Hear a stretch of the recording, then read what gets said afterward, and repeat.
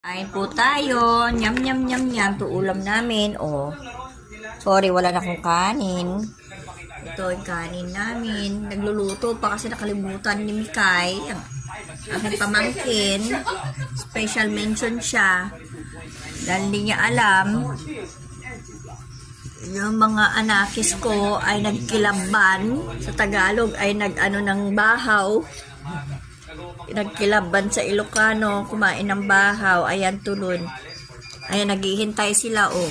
Ako pa lang kumakain kasi gusto na ako alas 7 na, mag alas 8. Ayan, mga anak ko, oh.